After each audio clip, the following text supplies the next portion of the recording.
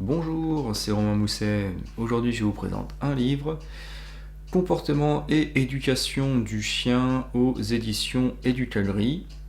Paru en 2010, il fait 450 pages et coûte 32 €.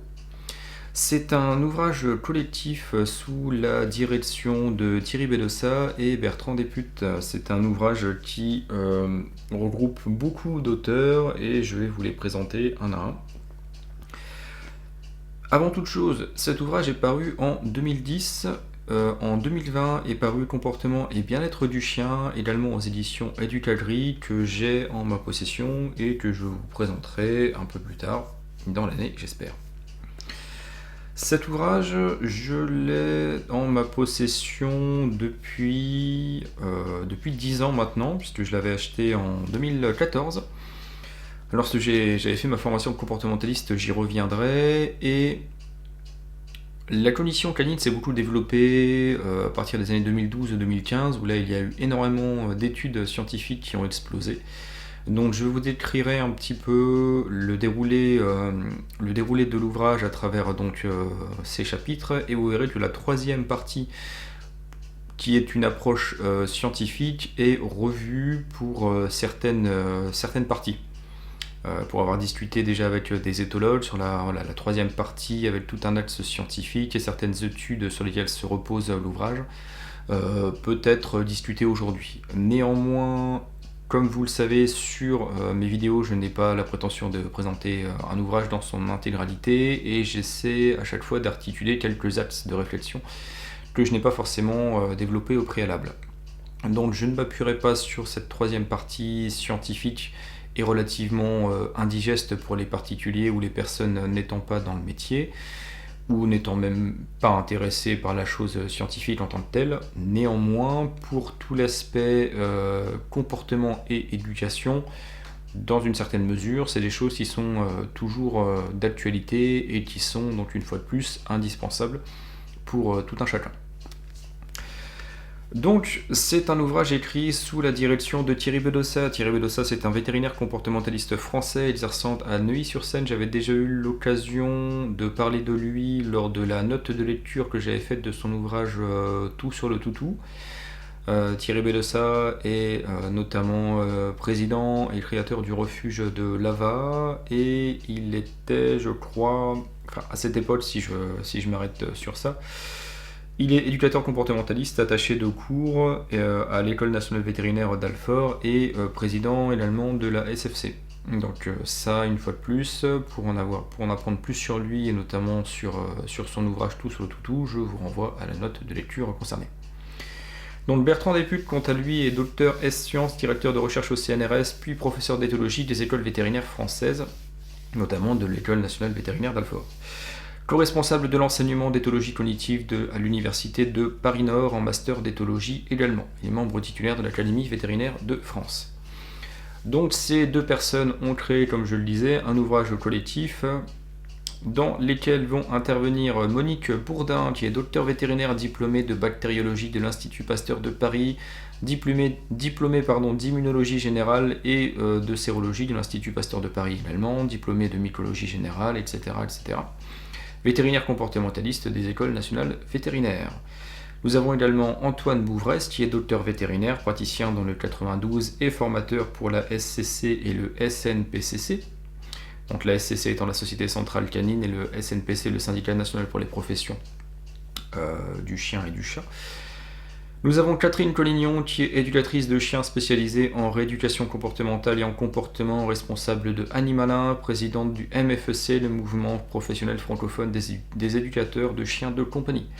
Catherine Collignon, j'avais également eu l'occasion de parler d'elle lors de la note de lecture de son ouvrage Apprendre à mon chien à marcher en laisse sans tirer, qui est, je le répète, pour moi l'une des méthodes les plus intéressantes.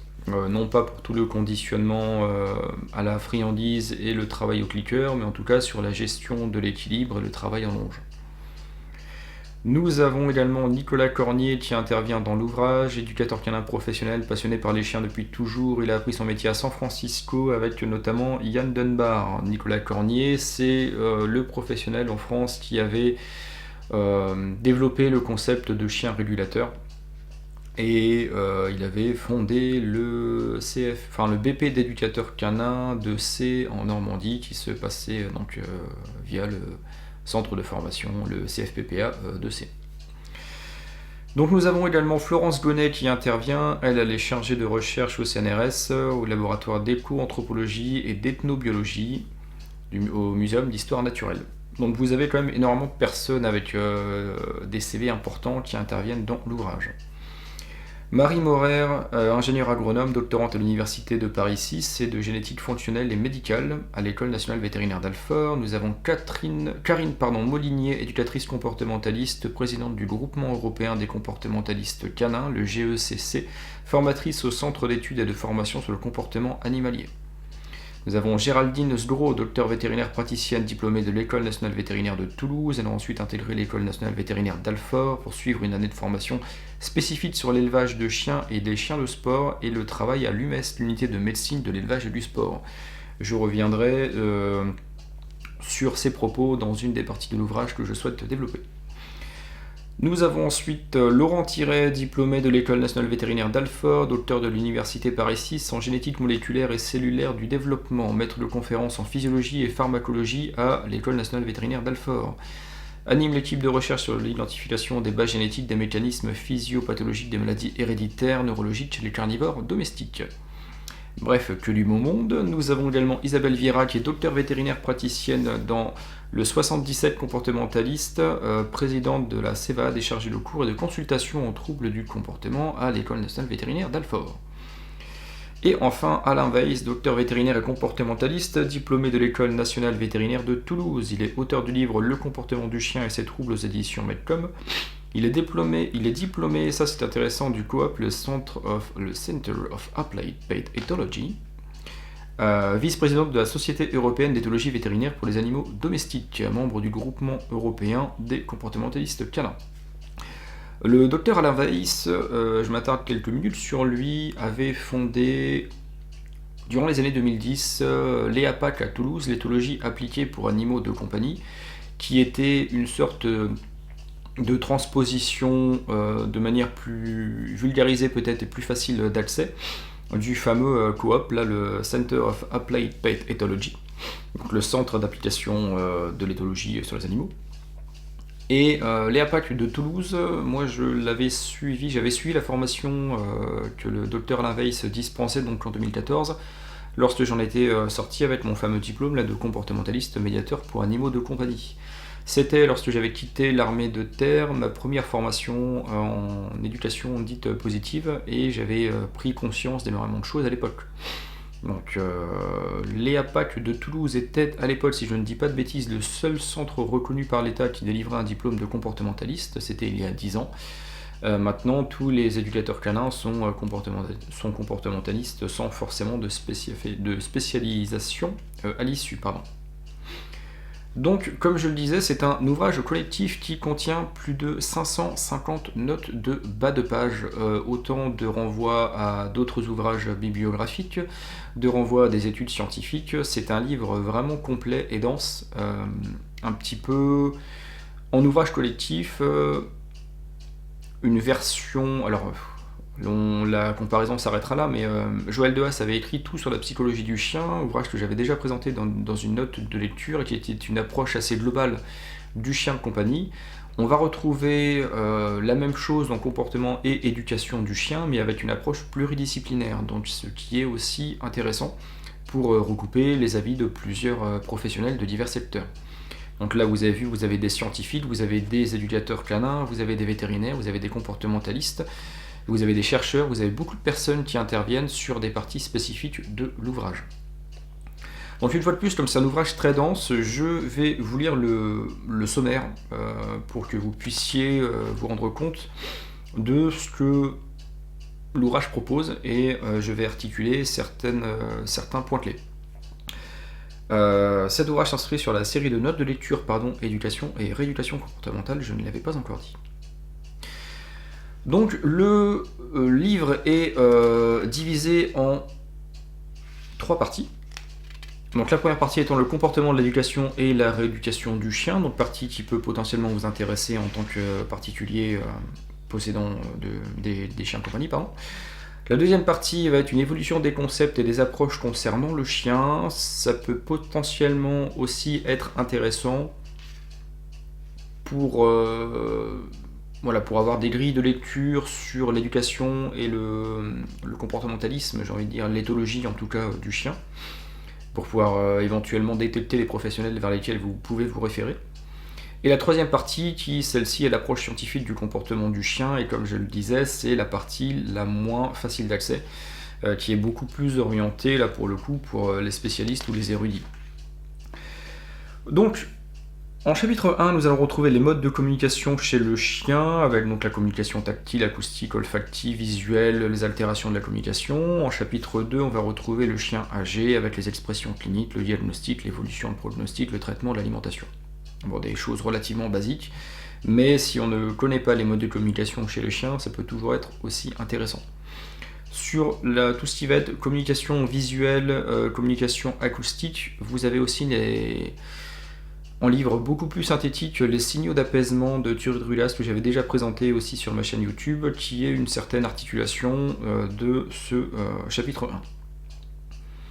Donc en chapitre 3 et en chapitre 4, on va retrouver les conduites agressives et les comportements d'agression et d'attaque.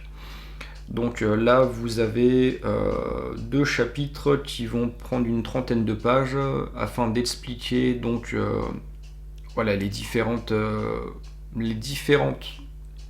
conduites agressives, donc les différentes mince, je cherche mes mots, excusez-moi.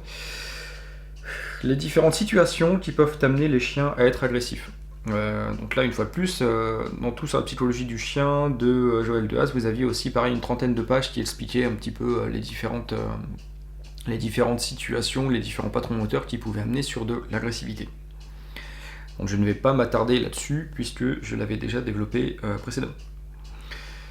Sur les chapitres 5 et le chapitre 6, on va retrouver les molécules utilisées en troubles du comportement et les troubles du développement comportemental chez le chien. On reviendra un petit peu sur ça, mais pas forcément non plus énormément, dans la mesure où j'avais déjà présenté une note de lecture de l'ouvrage de Claude Beata, Stress, anxiété et agressivité chez le chien, où vous aviez une articulation similaire. Dans l'ouvrage de Claude Beata, c'était assez bien fait.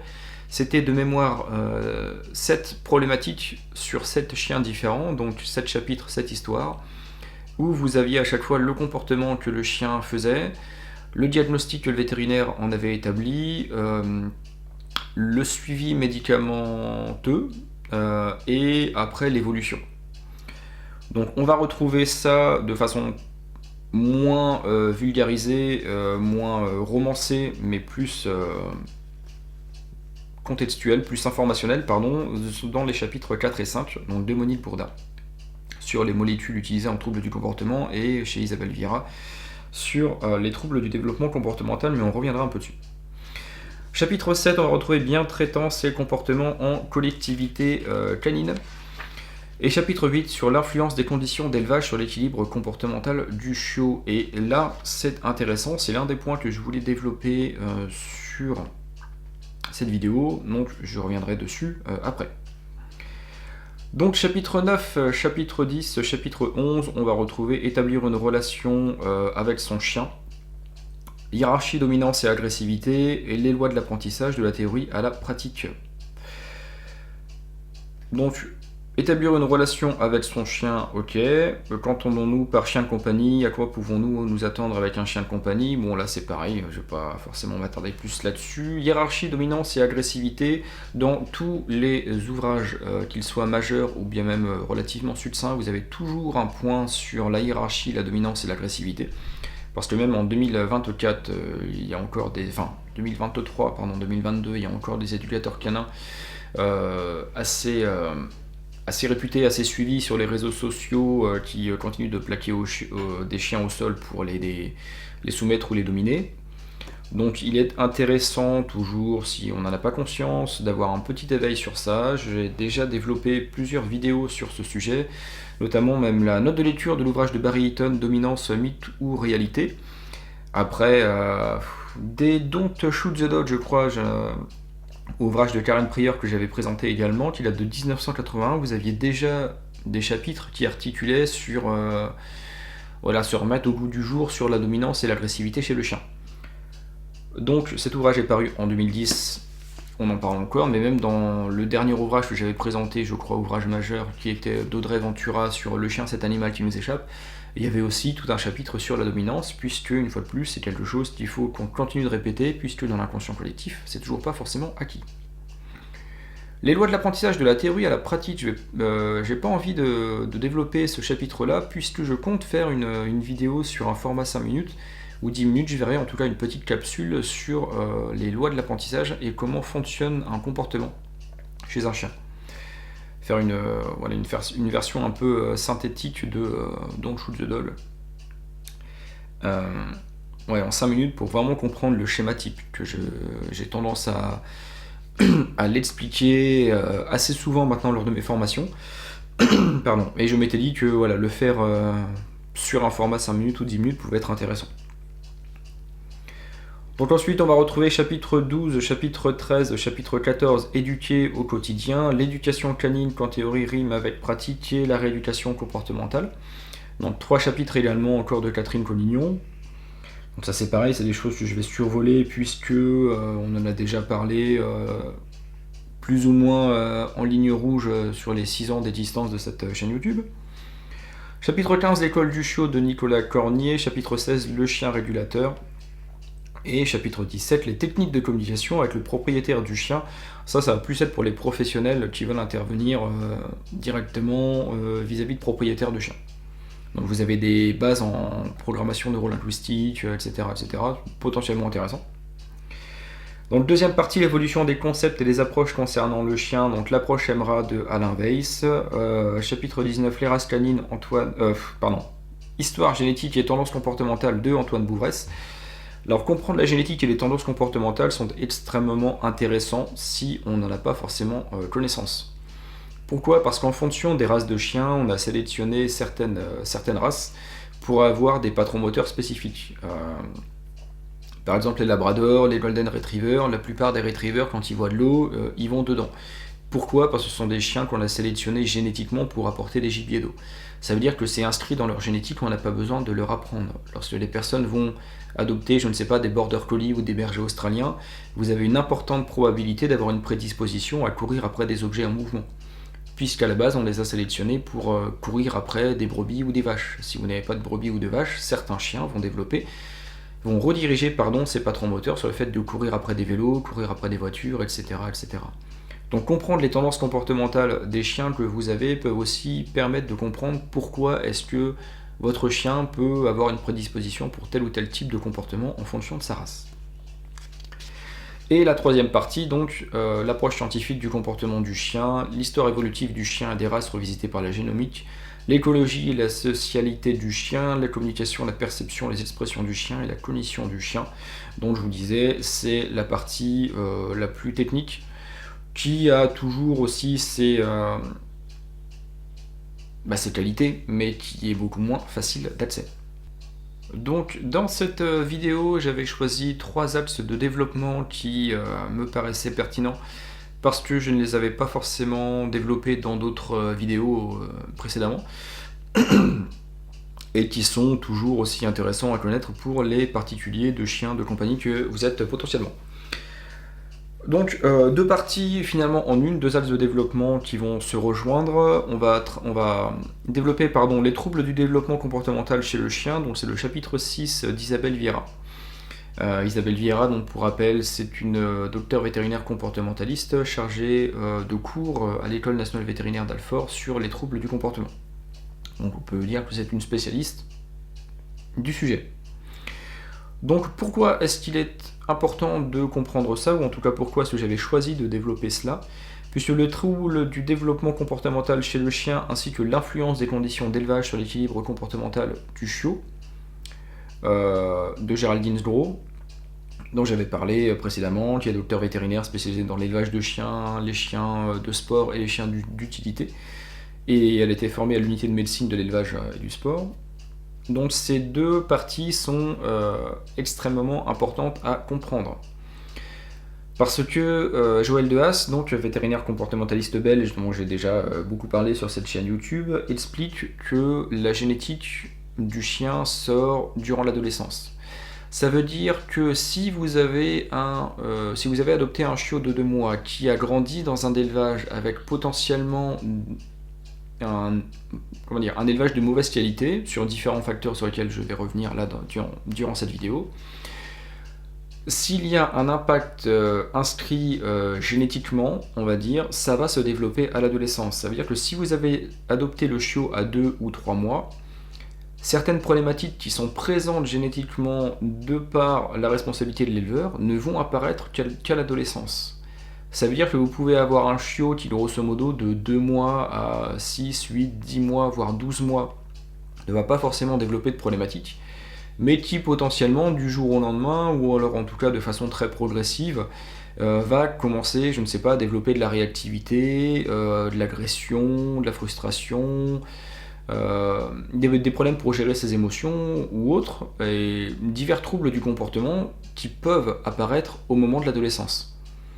Donc naturellement, comme ça va se développer lorsque le chiot va avoir à peu près 1 an, vous allez vous dire que c'est forcément de votre faute, puisque lorsque vous avez adopté le chiot à 2 mois, il n'y avait pas de problème. Et même si vous avez les coordonnées de l'éleveur et que vous l'appelez, vous pouvez même avoir certains éleveurs qui vont vous dire « mais moi c'est pas de ma faute, puisque je vous ai vendu un chiot à 2 ou 3 mois sans problème ». Mais si certaines problématiques apparaissent à ce moment-là, pour une partie assez conséquente d'entre elles, ça va être axé sur de la génétique. C'est-à-dire que soit l'éleveur vous a consciemment vendu un chien avec des problématiques comportementales, soit vous étiez sur un éleveur qui n'était pas forcément compétent dans son domaine, parce que n'importe qui peut être éleveur avec son ACLASED, et je sais de quoi je parle puisque je suis formateur ACLASED, j'en ai déjà parlé dans des vidéos ultérieures. Donc un éleveur qui n'a pas forcément connaissance de tout cela peut même développer consciemment ou inconsciemment des problématiques comportementales sur ces chiens qui ne se révéleront qu'une fois que le chien sera adolescent, donc dans le foyer de ses nouveaux adoptants. Donc si vous êtes en mesure de pouvoir vous rendre sur place chez l'éleveur de votre futur chien, que vous avez la possibilité d'avoir un petit peu de recul et de bagage de connaissances, ça vous permettra de pouvoir éventuellement éviter des situations problématiques par la suite. Et donc ça, dans cet ouvrage-là, vous allez pouvoir avoir quelques clés par rapport à cela. Ou en tout cas pour comprendre éventuellement certaines problématiques que vous pouvez rencontrer chez votre chien. Donc Isabelle Vieira nous explique que le chien peut présenter des troubles en relation avec des conditions de développement qui ne sont pas favorables à une vie harmonieuse dans l'environnement qui l'attend. Donc il y a 3 paramètres fondamentaux qui interviennent dans la construction de son équilibre comportemental, donc du chien. Le milieu de vie physique et l'ensemble de ces stimulations, en particulier visuelles, tactiles et auditives qui conditionnent son seuil de réactivité sensorielle. La présence humaine et le niveau de familiarisation du chien à l'homme qui conditionne la qualité de ses relations interspécifiques. Et les congénères du chien et le maintien plus ou moins important d'une vie sociale pour le chien qui conditionne la qualité de ses relations sociales. Donc là, on va être sur 3 paramètres qui vont être autant ceux qu'il va y avoir chez l'éleveur, lorsque le chiot va être petit, et autant après les renforcements qu'il va y avoir dans le quotidien que vous allez apporter à votre chien chez vous. C'est-à-dire que vous pouvez adopter un chien sans aucune problématique. Si le chien de votre voisin le harcèle à travers le grillage durant toute sa prime enfance et que ça continue durant son adolescence et à l'âge adulte, vous pouvez potentiellement augmenter la réactivité de votre chien face aux autres chiens. Jusque-là, c'est logique. Donc vous avez ces 3 paramètres fondamentaux qui interviennent dans la construction de l'équilibre comportemental, et vous avez 3 types de troubles rencontrés en relation avec ces conditions de développement. Donc chez l'éleveur, vous avez le déficit de stimuli physiques, le déficit de familiarisation à l'homme, et les troubles de l'ajustement ou troubles de la relation sociale.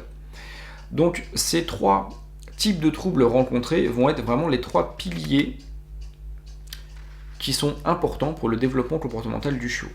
Moi, j'ai souvent tendance à dire dans mes formations que le rôle de l'éleveur, c'est à peu près 70% du tempérament du chien adulte. entre la génétique qu'il va transmettre et les conditions qu'il va apporter au niveau du développement du chien, ça va modeler à peu près 70% du tempérament du chien adulte. Donc vous, lorsque vous adoptez un jeune chiot de l'âge de 2 mois, vous avez, on va dire, la main sur 20 à 30% de ce qu'il va devenir à l'âge adulte. Tout le reste est déjà façonné à 2 ou 3 mois lorsque vous adoptez le chiot. Ça, c'est vraiment quelque chose dont il faut avoir conscience. Donc pour beaucoup des chapitres de l'ouvrage, je ne vais pas tout vous lire parce que c'est relativement dense et même je ne vais pas vous lire tout ce que j'ai surligné. Vous allez retrouver par exemple sur le déficit de stimuli physiques, vous allez trouver l'étiologie, donc vraiment on va dire la définition, l'introduction, qu'est-ce qui va amener à cela. Ensuite vous allez trouver l'étude clinique, le diagnostic qui va être posé donc par le vétérinaire et le traitement.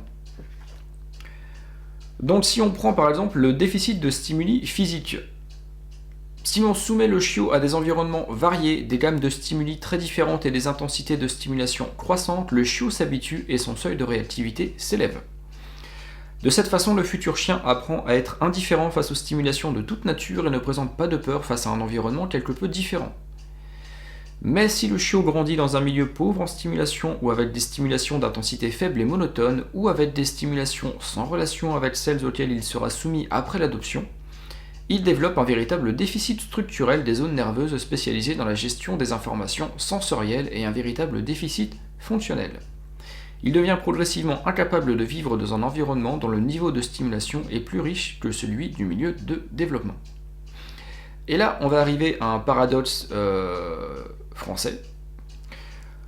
C'est que la législation veut que lorsqu'un professionnel veut créer un élevage de chiens, il se doit d'être à 50 mètres minimum, voire 100 mètres en fonction du nombre de chiens qu'il va avoir dans son élevage, de toute habitation. Ce qui fait que, en toute logique, les élevages ne se situent pas en ville, mais à la campagne, et relativement isolés. Si vous ajoutez à cela le fait que l'éleveur ne va pas prendre le temps de prendre ses chiots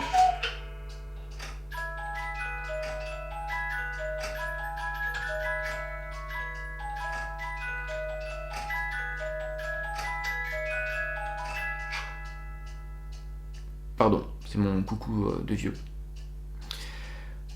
Donc, si vous ajoutez à cela le fait que l'éleveur ne va pas forcément prendre le temps, et ce qui peut se comprendre naturellement, d'amener ses chiots assez régulièrement en ville pour les stimuler et justement travailler sur des processus d'habituation, vous pouvez vous trouver face à des chiots qui, lorsqu'ils sont vendus à l'âge de 2 ou 3 mois, ne sont jamais sortis de leur élevage. Et pour peu que vous achetiez un chiot qui a 4 mois, 5 mois ou 6 mois, parce que l'éleveur n'arrive pas à le vendre, par exemple, vous allez vous retrouver face à un chiot qui potentiellement n'est jamais sorti de son élevage les 5 ou 6 premiers mois de sa vie. Ce qui fait que là, après, pour qu'il s'habitue à un environnement normal, donc avec des voitures, avec des personnes, avec du bruit, ça peut être potentiellement problématique. Donc la carence en stimuli dans l'environnement de l'éleveur va potentiellement entraîner des problématiques comportementales majeures chez les chiens. Et j'ai déjà été confronté à cela, moi, en tant que professionnel. Et donc, à ce moment-là, vous allez avoir un accompagnement médicamenteux pour déstresser le chien, pour qu'il monte moins en fait en émotion, le shooter un petit peu pour qu'il soit plus apte à l'apprentissage. Parce que j'ai déjà vu un chien qui, justement, berger des Pyrénées, qui a grandi dans un magnifique élevage carte postale au fond des montagnes dans les Pyrénées, il n'avait jamais vu autre chose que des vaches et des fleurs durant les 6 ou 7 premiers mois de sa vie. Il a été adopté à ce moment-là, il s'est retrouvé dans un centre-ville, et malgré le fait que ce soit une petite maison bourgeoise avec un jardin, le chien refusait même de sortir dans le jardin pour faire ses besoins.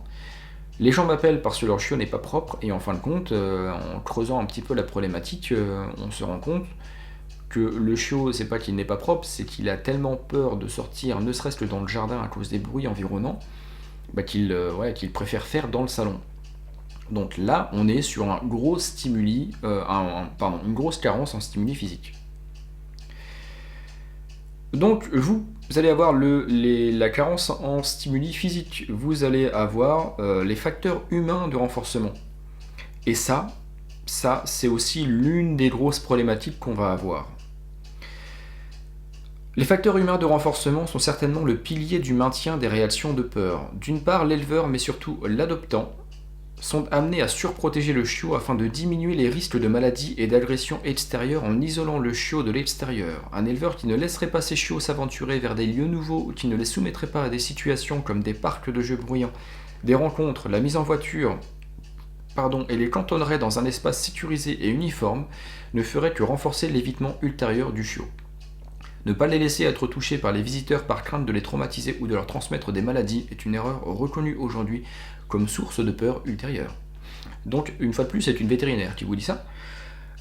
C'est des choses que je vois encore assez régulièrement, bien qu'il y ait tout de même une baisse significative ces dernières années. À savoir que vous allez avoir des éleveurs justement qui vont refuser de sortir les chiots de leur élevage parce que les chiots n'ont pas reçu leurs 2 ou 3 premières doses de vaccin. Ce qui fait que, étant donné que le chiot n'a pas eu toutes ses doses de vaccin, on ne va pas le faire sortir de peur qu'il attrape un virus.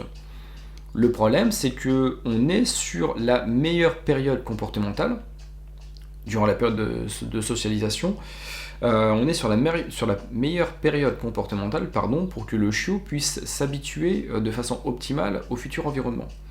Donc vous avez des chiots qui ne sortent jamais de leur élevage, parce qu'ils n'ont pas eu leurs 3 premières doses de vaccin, et vous allez même avoir l'éleveur qui va demander parfois au futur propriétaire de ne pas sortir le chiot dans la rue du moment que le chiot n'a pas eu sa 3e dose de vaccin qui doit avoir lieu, je ne sais plus le protocole, mais à partir de la 12e semaine, je crois. Donc en gros, à la fin de la période de socialisation.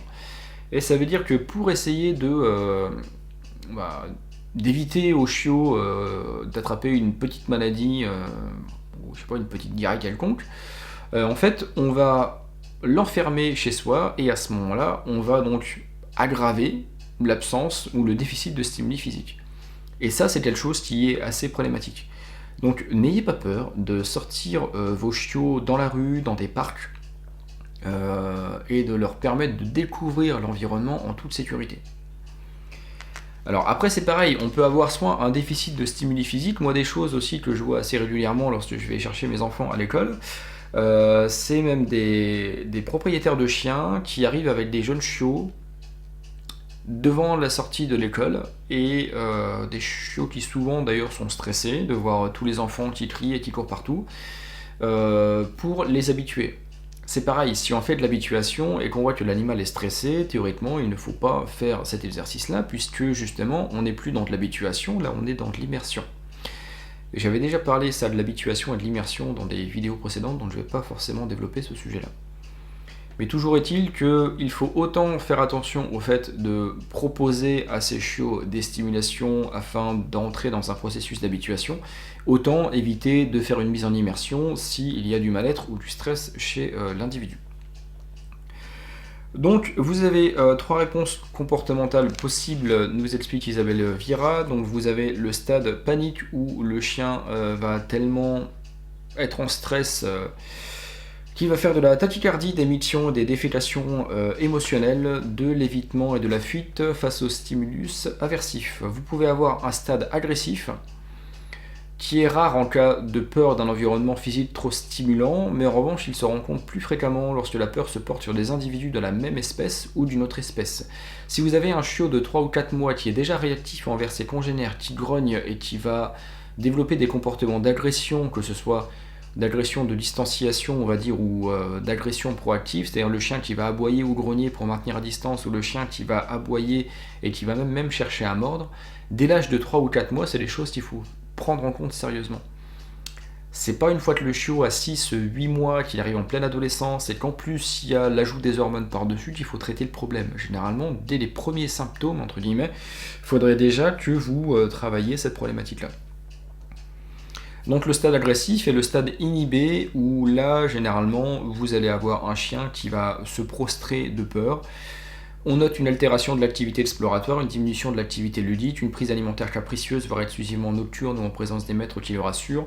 Ça, si on n'a pas forcément un regard averti, c'est quelque chose qu'on ne va pas forcément voir de premier abord. et qui pourtant devrait être traité rapidement. Donc, au niveau du traitement, donc, le traitement fait appel à des techniques de modification comportementale issues des techniques d'apprentissage. On utilise un processus de désensibilisation éventuellement accompagné d'un traitement biologique si nécessaire. Donc c'est ce que je vous disais tout à l'heure, on va utiliser de la médicamentation pour éviter que le chien monte trop en stress pour pouvoir le travailler dans de bonnes conditions. Et après on va faire une désensibilisation ou une habituation progressive.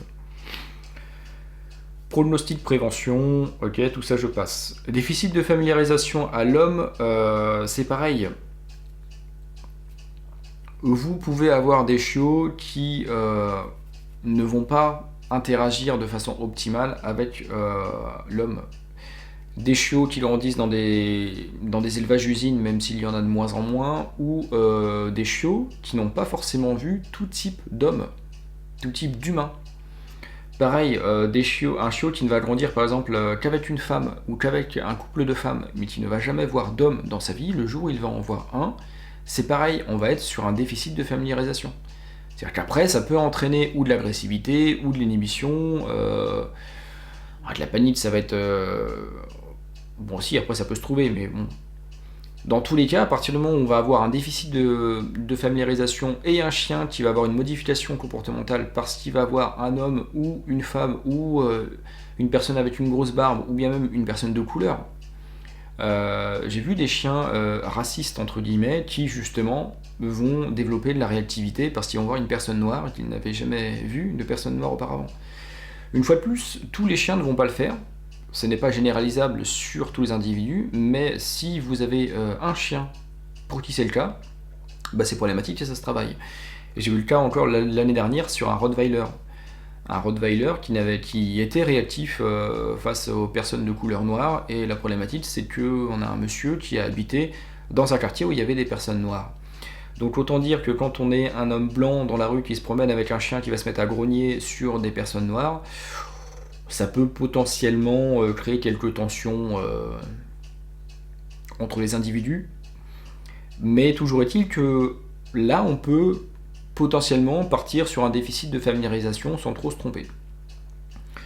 Donc l'insuffisance de l'expérience relationnelle, c'est exactement pareil. Lorsqu'un éleveur ne va pas passer suffisamment de temps à manipuler ses chiots, c'est aussi des facteurs qui doivent vous alerter. Si lorsque vous adoptez un chiot à 2 ou 3 mois, vous voyez de la crainte, vous voyez des problématiques lorsque vous allez vouloir passer du temps avec lui, c'est aussi des choses qu'il faut prendre en considération parce que en grandissant, vous pouvez avoir un chien qui va, via des facteurs de résilience, s'habituer.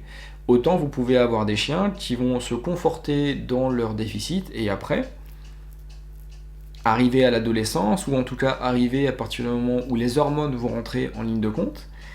Un jeune chiot par exemple qui est craintif peut être dans de la fuite et arriver à la puberté quand la testostérone va apparaître, potentiellement développer de la réactivité.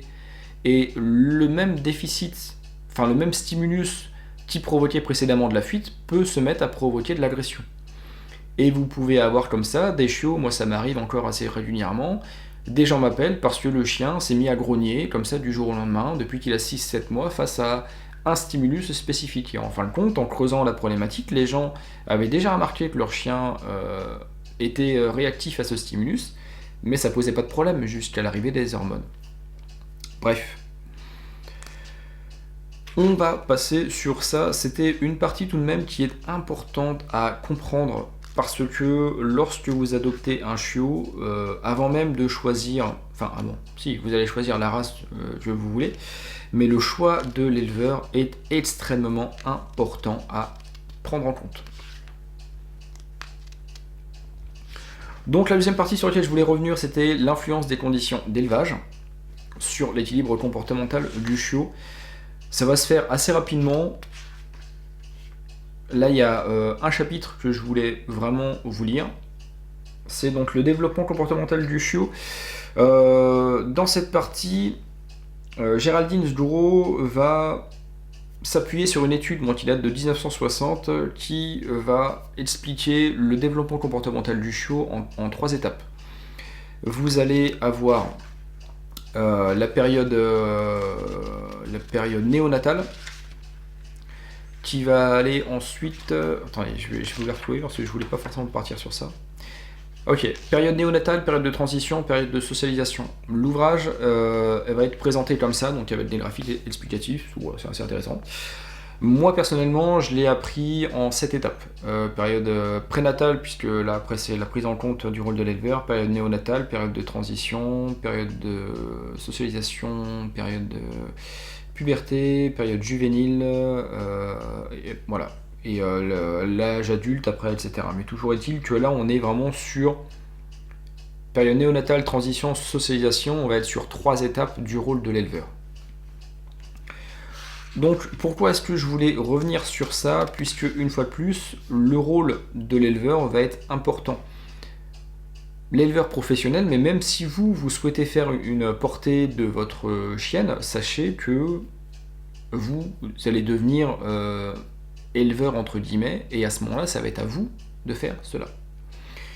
Donc la partie sur laquelle je voulais revenir, donc nous écrit Géraldine Sgro, pardon.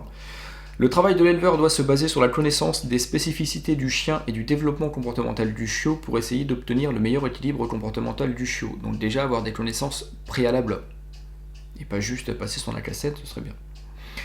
Un état comportemental n'étant jamais fixe mais influencé en permanence par le milieu environnant l'individu, la meilleure manière d'obtenir ce que nous appelons ici l'équilibre comportemental est de favoriser l'adaptabilité du chiot.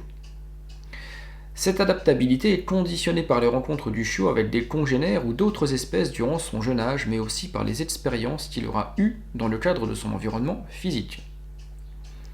L'objectif est d'éviter au chiot de se retrouver confronté à un trop grand décalage entre le milieu d'élevage et son futur milieu de vie, et ainsi de risquer de dépasser ses capacités d'adaptation. On revient sur ce qu'on disait préalablement sur les troubles du développement comportemental. Bien que l'environnement d'élevage soit primordial, l'éleveur ne doit pas oublier que la génétique peut également influencer le comportement du chien. Ça, c'est ce que je vous disais tout à l'heure, à savoir que la génétique, comme nous explique le docteur Joël Dehaas, va se développer au moment de l'adolescence. Il semble donc judicieux de prendre la précaution de retirer de la reproduction des chiens nerveux si l'on observe que les chiots qu'ils donnent le sont aussi. Ça paraît logique. Ce principe de précaution peut être appliqué à d'autres traits de caractère, même si tous n'ont certainement pas la même héritabilité, car bien que peu héritables, des caractères comportementaux, raciaux et familiaux apparaissent à l'examen de plusieurs générations. Ainsi, chercher à obtenir des lignées de chiens plus dociles et des chiennes avec de bonnes qualités maternelles doit être une préoccupation de l'éleveur. Ça, c'est quelque chose que j'avais déjà expliqué via un chercheur russe qui avait travaillé sur ça. J'étais déjà revenu, je ne vais plus me souvenir de son nom. Ça date des années 50, c'était si c'était un chercheur, c'était un chercheur, pardon. Il avait travaillé sur les renards argentés. Les renards argentés sont des renards qui étaient élevés pour être abattus, pour récupérer leur fourrure, pour faire de magnifiques manteaux. Et c'est un monsieur qui, en l'espace, je crois, de 3 générations, si je ne dis pas de bêtises, avait, en ne sélectionnant des renards argentés que sur ceux qui avaient le moins peur de l'humain, ceux qui ne développaient pas d'agressivité envers l'humain, ceux qui étaient finalement le moins farouches, en ne les faisant se reproduire entre eux en l'espace de 3 générations, donc en l'espace d'une trentaine d'années finalement, était arrivé à développer des renards argentés qui ressemblaient même de plus en plus à des chiens, au niveau de leur morphologie, au niveau de leur caractère. Et finalement, en l'espace de 3 générations de 30 ans, il a réussi à limite créer une sous-espèce d'espèce, quoi. Bon, je fais attention aux termes que j'emploie, parce que si je pars sur ça, c'est faux, fondamentalement. Mais voilà, la logique est la suivante. J'avais fait des vidéos sur ça, je vous invite vraiment à regarder, alors laquelle je ne me souviens plus. Mais il y a même des extraits de reportages sur ça. Donc vraiment, si vous avez une chienne qui est craintive ou qui est réactive, par pitié, ne lui faites pas de portée, même si vous avez envie d'avoir des chiots. Parce que dans la mémoire génétique, ça risque fort de se transmettre. Comme je vous le disais tout à l'heure, pourquoi est-ce que des labradors ou des golden retrievers, quand ils voient de l'eau, vont vouloir aller dans l'eau et se retourner pour attendre qu'on leur lance un bâton? Parce qu'on les a sélectionnés génétiquement pour déclencher ces patrons moteurs. À la base, le labrador, le golden retriever, il va dans l'eau, il prend la température de l'eau, il se retourne et il attend que le chasseur tire sur le canard pour aller chercher le canard.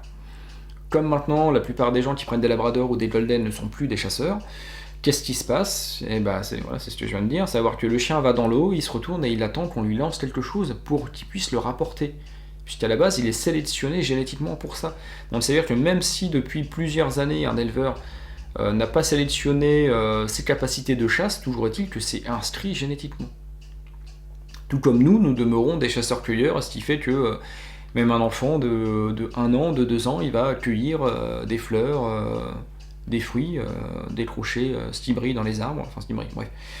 Parce qu'à la base, ça reste des patrons moteurs de chasseurs-cueilleurs que nous avons. Donc, c'est toujours inscrit génétiquement. La génétique et les tendances comportementales sont vraiment importants à prendre en considération.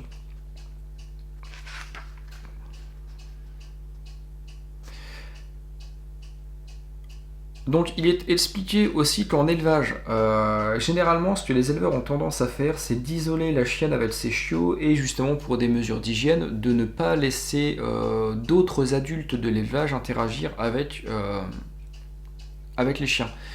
Donc Geraldine Sdro en fait termine tout son chapitre en disant que finalement il faut trouver un juste milieu entre l'hygiène évidemment, le côté sanitaire et le côté développement comportemental.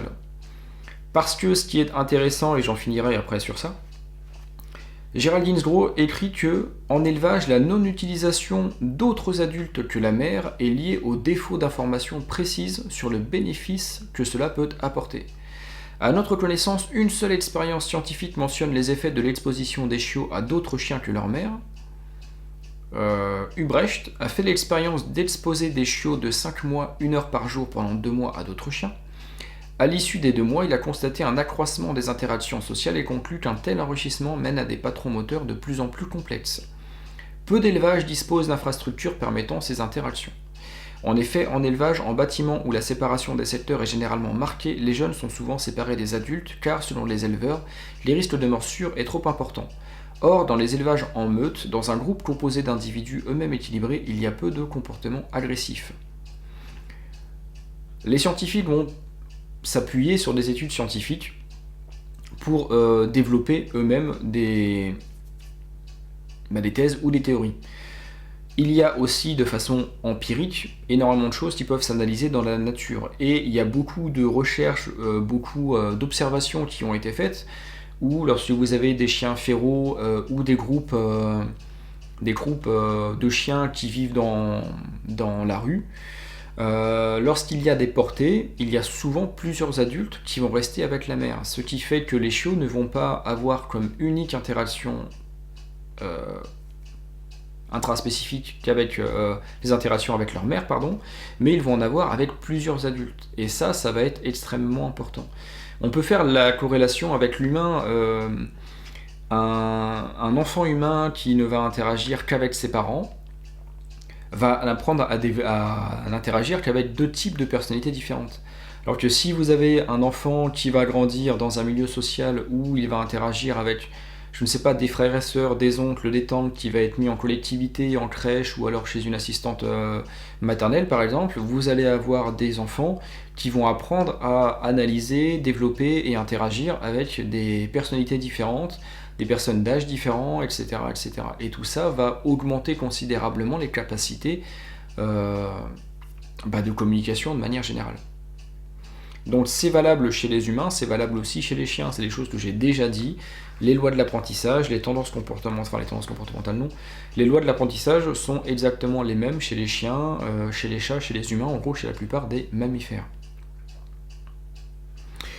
Ok, donc troisième partie que je voulais développer, c'était donc une partie de l'ouvrage de Catherine Collignon sur l'ignorance et l'autorisation passive, et ce qu'on va appeler les récompenses et la punition. Pourquoi ? Parce que, et ça donc c'est pareil, j'en ferai une petite capsule, donc je ne vais pas forcément partir sur les lois de l'apprentissage. Néanmoins, Catherine Collignon nous explique, nous fait un petit focus sur justement l'autorisation passive.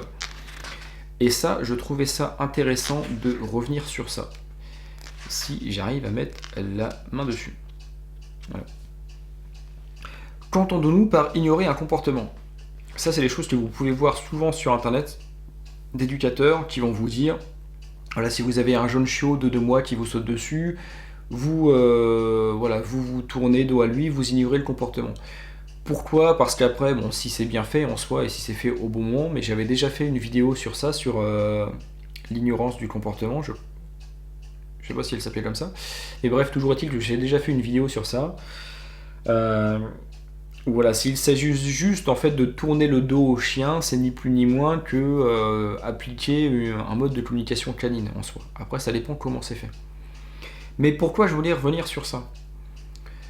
Catherine Collignon nous explique: on en parle beaucoup et on l'utilise de plus en plus souvent comme un moyen de résoudre de nombreux problèmes de comportement.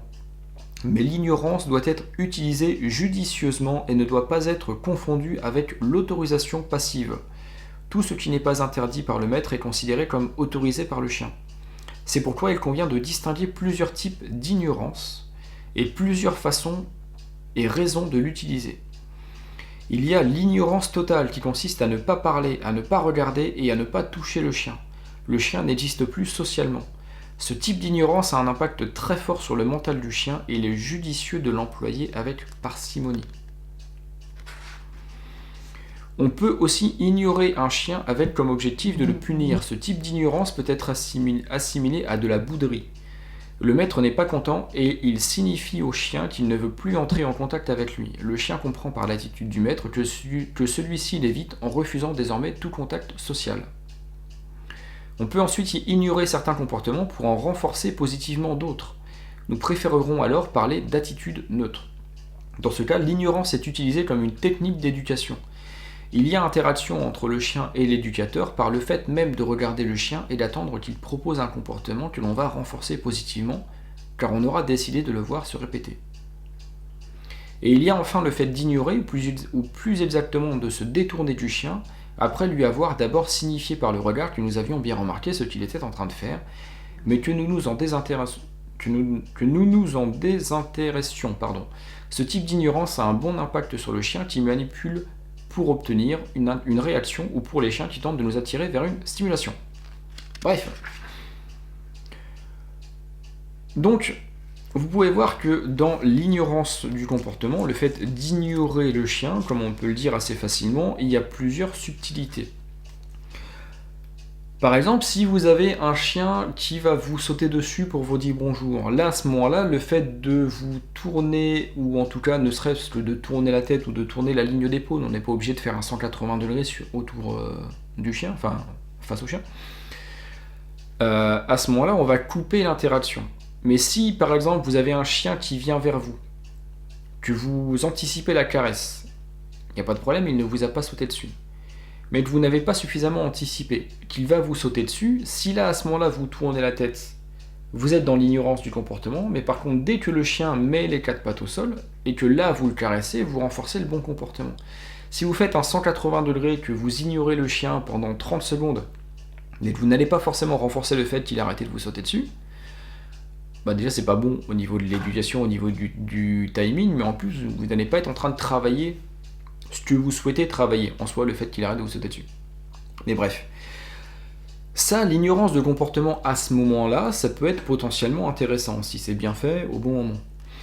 Si vous avez un chiot, par exemple, qui est en train de renifler, je sais pas, des gâteaux apéro que vous avez mis sur la petite table, qui va commencer à s'approcher pour prendre un gâteau, si là vous êtes dans l'ignorance de comportement, en vous disant je le regarde pas dans les yeux, il va arrêter de le faire. J'ai des clients parfois qui pensent ça. Là, vous allez être dans l'autorisation passive. Ce qu'il faut comprendre, c'est que, à mon sens, ignorer un chien, le fait de détourner le regard et tout, ça va avoir un impact sur une interaction interspécifique à ce moment-là. C'est-à-dire lorsque le chien va interagir avec vous. Si le chien est en train d'interagir avec autre chose que vous, et que vous êtes dans l'ignorance de comportement, alors que le chien va interagir avec quelque chose dans son environnement, là vous allez être dans l'autorisation passive. Parce que le chien va voir que vous l'avez potentiellement vu et que vous n'avez rien dit. Donc en gros ça veut dire que vous êtes ok sur ce qu'il va faire. Vous comprenez la subtilité ? Ignorer un comportement chez un chien, ça va être intéressant lorsque le chien va être en train d'interagir avec vous, l'humain, à ce moment-là. Ignorer un chien lorsqu'il est en train de faire une bêtise, en vous disant que je ne vais pas le renforcer ainsi, vous allez rentrer dans de l'autorisation passive. Et ça, c'est assez bien expliqué dans tout ce chapitre-là, une fois de plus, hein, je ne vais pas tout vous lire, mais c'est vraiment important de comprendre toutes ces subtilités.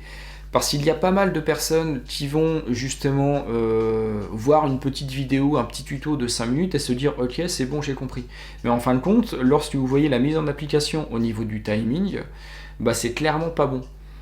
Et je vous dis, j'ai fait une vidéo, et voilà, bref, sur ma chaîne YouTube, je sais plus laquelle c'est, où justement je reviens sur ça, sur le fait d'ignorer le comportement, sur une mise en situation. Un monsieur qui se filme en train d'ignorer le comportement d'un jeune husky qui lui saute dessus, et en fin de compte, vous vous rendez compte qu'il y a plein de moments où le chien, ou l'humain, pardon, aurait pu renforcer le bon comportement, mais qu'il ne le fait pas. Donc en fait, l'ignorance a aussi un poids dans la façon dont vous allez le faire, le timing auquel vous allez procéder, et bah justement si ça va être bien utilisé ou pas.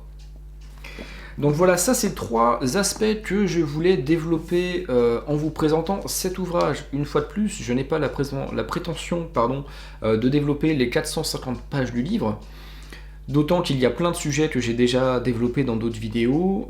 C'est aussi pour ça que je vais arrêter tout doucement avec les notes de lecture, parce que sinon je ne vais faire que répéter des ouvrages, répéter des choses que j'ai déjà dit et redit et re-redit, et c'était pas clairement le but. Donc, en tout cas, un ouvrage intéressant pour les particuliers, pour les professionnels, qu'ils soient éducateurs, comportementalistes, éthologues, pourquoi pas. Un ouvrage complet.